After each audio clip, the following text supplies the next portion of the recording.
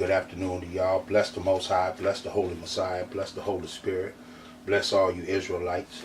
Where I left off last time, I was trying to show some people that look like myself that live here in America, that descendant of the slaves that were brought here on slave ships, that they are truly the people of the book, not the people that are claiming to be in the land of Israel, calling themselves Israeli, which means they're not Israelites, and calling themselves Jewish, which means they are not Jews. Where I left off last time, I gave you some information that only happened to the Hebrews. See, the Most High is not going to let one of his curses fall on another people so they may be able to claim they're the people. He's going to give you proof positive that it's you, because these things that I'm saying happen to nobody else on the earth, so you know it's you. And it says, the Most High shall bring thee into Egypt again with ships. By the way I spoke unto thee, thou shalt see it no more again. And there you shall be sold unto your enemies for bondmen and bondwomen, and no man shall buy you. And at the bottom it has a little quotation, slaves. Now these are the people that went into slavery on slave ships. Doesn't that identify with you? Isn't that how your people got here? Well, you being descendant of those people makes you a Jew by blood, not by religion like those people are over there.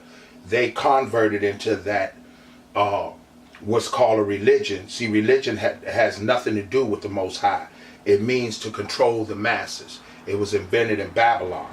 And when Babylon fell and he destroyed the tower, all the people that left there and went into those different lands took the religion that they learned in Babylon into a different language. So they just different ways of worshiping the devil. Now I'm going to give you another clue. Now that only happened to the people on this side of the world. Even the people that were here, that were Hebrews before, the people that look like me got here, what they call Indians and Mexicans and South Americans, they are Hebrews. Even they were sent to the other side in slavery. See, so that lets you know they are Hebrews. All Hebrews are not have dark skin. He says you will Ephraim will be like a cake unturned.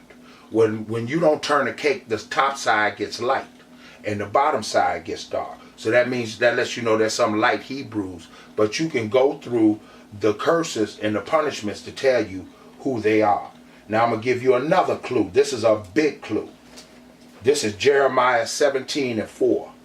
And it says, thou, even thyself, shall discontinue from the heritage that I gave thee, and I will cause thee to serve thine enemies in a land which thou knowest not.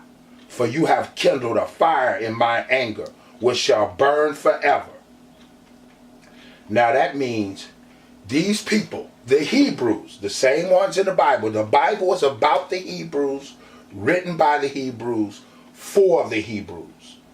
The Hebrews are to teach the rest of the world how to follow the Most High and follow his laws. Not religion, not church, the law. And it says, and thou even thyself shall discontinue from thine heritage. The only people on the earth that don't know their heritage is people that's over here in slavery that have been destroyed by Europe and Rome reincarnated.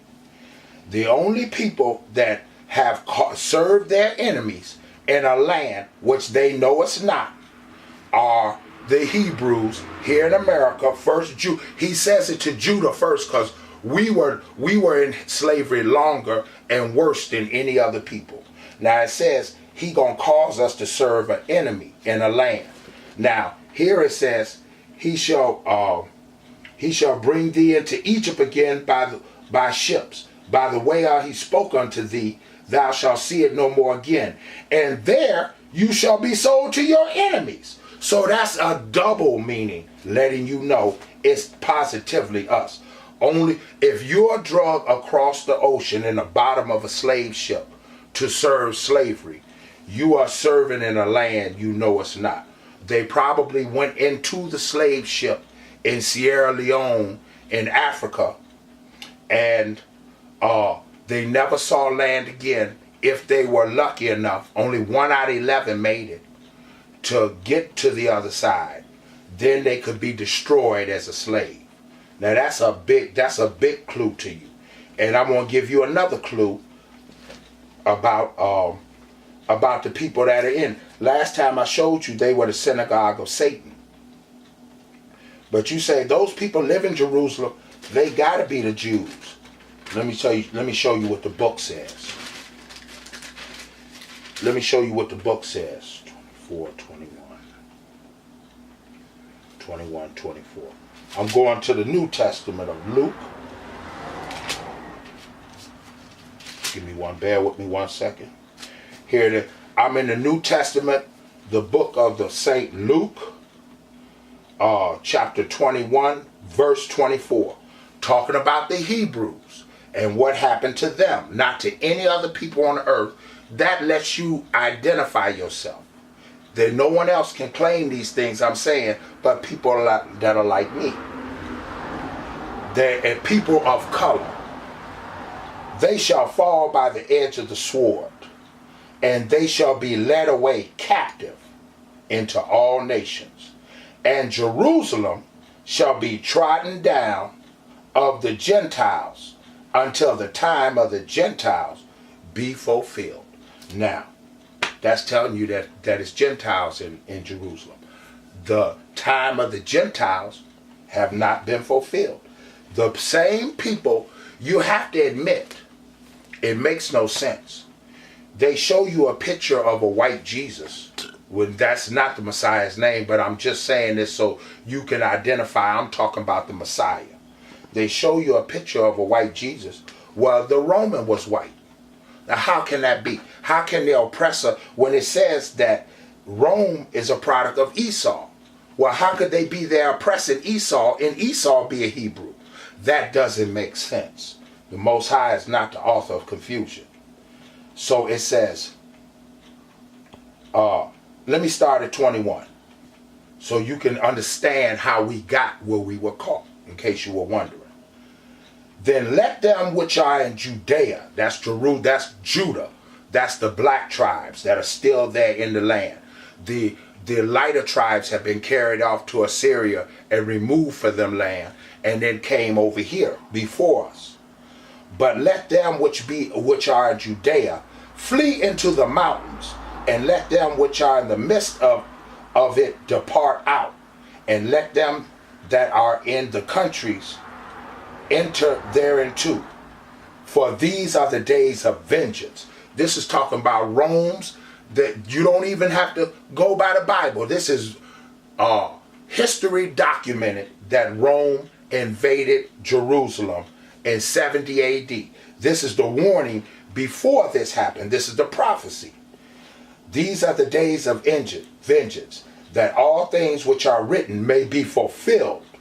But woe unto them that are with child, and that give suck in those days. For there shall be great distress in the land, and the wrath upon this people. Now, up here in 21 it says, let them which are in Judea. The Hebrews don't have a day, but I'll say it in English. Judea, flee into the mountains. Now, if you've ever looked at a map and you look to the only mountains adjacent to Israel, it's the Atlas Mountains. And what's on the other side of the Atlas Mountains? Africa. That's how we got back into Africa after we left out of Egypt. That's how we got back into Africa. They invaded Rome. Rome invaded Jerusalem with great ferocity, killed by the sword, let us out slaves, all that they could capture, and the ones that escaped fled into Africa. Now, how is a bunch of white people going to flee into Africa and hide? It don't make sense. Remember, the Most High told Joseph, take thy child and marry into Egypt, for Herod seek to destroy the child. Why is a white family running into Africa to hide?